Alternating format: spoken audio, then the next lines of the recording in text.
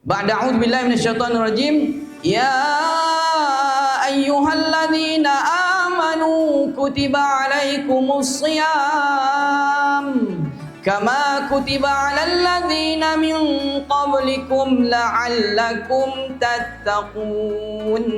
Wahai orang-orang yang beriman, diwajibkan ke atas kamu berpuasa seperti mana orang-orang yang terdahulu berpuasa.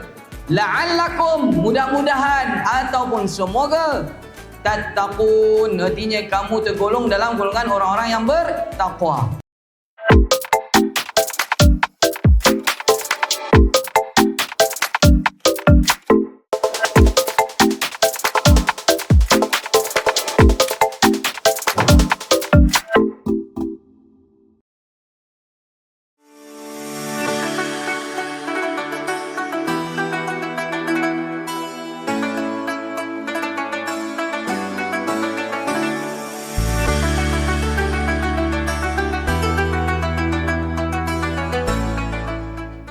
Tuan-tuan muliakan oleh Allah SWT, kalau kita tengok dari tajuk ini, ada dua elemen yang besar. Pertama, Ramadan. Yang kedua, Quran.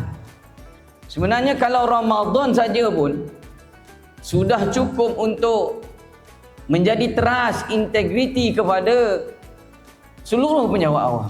Tuan-tuan muliakan oleh Allah SWT, pertama kita lihat, Allah sebenarnya nak semua orang ni berada dalam keadaan integriti. Bagi kepada pembicaraan kita ini, bila sebut tentang amanah, integriti ini adalah amanah sebenarnya. Dia suatu perkara yang mesti kena ada pada setiap manusia. Sama ada dia penjawat awam ataupun manusia biasa. Apa kaitan Ramadan dengan integriti? Dia tiga subjek penting yang kita kena tahu kat sini. Ramadan, integriti dan juga manusia itu sendiri. Yang disebut di sini adalah penjawat awam. Jadi untuk mudah fahamnya, Ramadan, kamu dan integriti. Tuan-tuan muliakan oleh Allah SWT. Bila sebut dengan Ramadan, semua orang tahu Ramadan ini siang harinya kena puasa, malamnya dilebihkan ibadah, kan? Sebab Nabi sendiri sebut ada dua hadis. Yang pertama disebut dengan man shama ramadhana wahtisaban imanan ghafiru lahu ma taqaddama min dzambi. Satu lagi hadis Nabi menyebut man qama ramadhana wahtisaban imanan ghafiru lahu ma taqaddama min zambi. Kedua-duanya belakang sama, beza sikit saja. Yang pertama man shama, iaitu bererti barang siapa yang berpuasa. Yang kedua man qama, yang bermaksud barang siapa yang berdiri malam.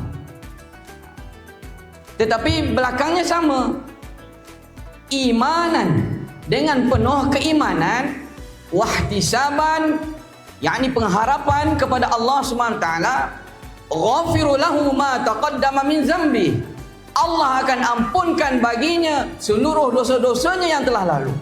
Tuan-tuan muliakan oleh Allah SWT, tapi bila sebut celaka daripada Allah SWT, dia sama seperti mana Allah sebut fawailul lil musallin, celaka bagi orang semayang.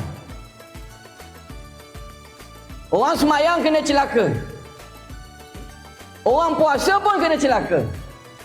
Orang semayang, Allah sebut dalam Quran, fawailul lil musallin alladzina hum an salatihim sahun. Celakalah bagi orang-orang yang semayang, yang mana dalam semayangnya dia sahun. Sahun ini artinya dia lambatkan sembahyang, bukannya lalai. Lalai kisah lain, lambat semayang, celaka. Celaka bagi orang yang semayang lambat. Sama juga macam Ramadan, bukan dia tak puasa, dia puasa, tapi bila dosanya tidak diampunkan, maka celaka bagi dia. Celaka bagi dia. Na'udzubillah min zalik. Tuan-tuan mesti nak tahu kenapa boleh jadi celaka. Sedangkan puasa dah elok dah kan. Kenapa celaka? Antara sebabnya ada banyak. Tapi berada dua yang paling atas. Ranking yang pertama iaitulah orang yang derhaka kepada kedua ibu bapa dia. Sebelum kita pergi jauh, fahami kata-kata ini. Orang yang derhaka kepada ibu bapa, celaka hidup dia. Pastinya tak ada kan? Bila sebut ada, maka kena jaga mak ayah. Jangan sampai jadi anak durhaka, anak celaka ni. Bagaimana nak iktiraf anak itu sebagai anak durhaka? Ingat sampai mati pesanan ni. Iaitu yang pertama sekali, jangan tinggal nafkah untuk mak ayah. Yang disebut sebagai nafkah itu ada 3 benda. Pertama dari sudut apa? Makan. Apabila seorang ayah atau ibu telefon bagi tahu tentang makanan ruji yang dia tidak dapat makan, maka kamu digolongkan sebagai orang yang derhaka. Kedua, dari sudut pakaian dia pula kita kata. Tuan-tuan muliakan oleh Allah SWT, jika berada dalam lingkungan seperti ini, orang itu, anak itu dikira sebagai anak yang durhaka.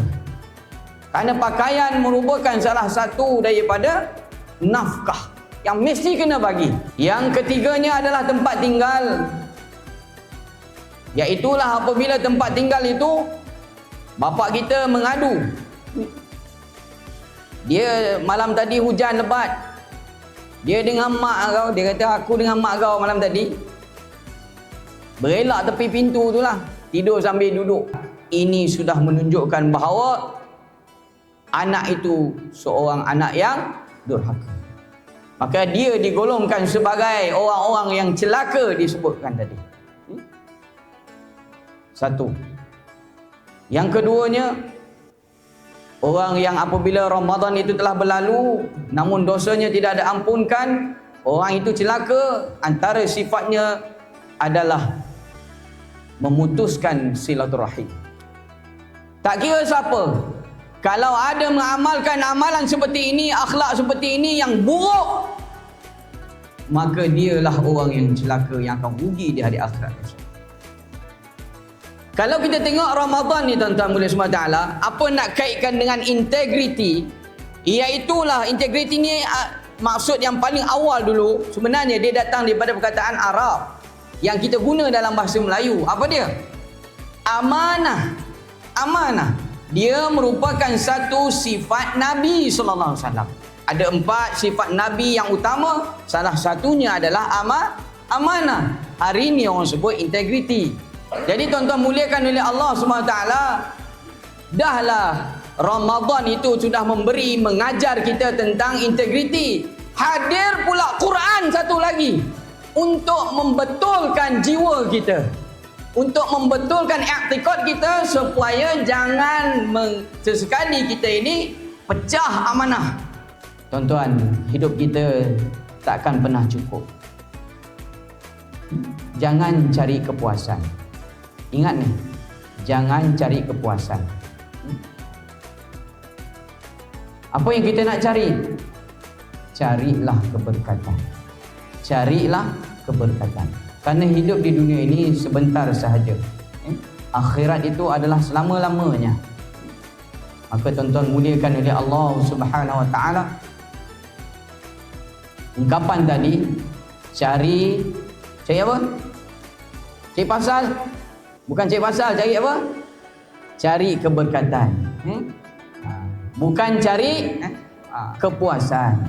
Jadi tuan-tuan mulia semua, itu saja untuk pagi ini. InsyaAllah perkongsian kita mudah-mudahan dapat manfaat yang baik pada Allah SWT. Yang kurang pasti dari kelemahan diri saya, atas izinnya juga mohon ampun dan maaf sekiranya ada kata-kata yang terungkap barangkali tidak bisa menerima dengan hati. Tidak ada niat lain melainkan untuk berdakwah jalan Allah SWT. InsyaAllah ada kesempatan kita bertemu lagi. Sehingga itu, wallahu a'lam wa billahi taufiq wal hidayah. Wassalamualaikum warahmatullahi wabarakatuh.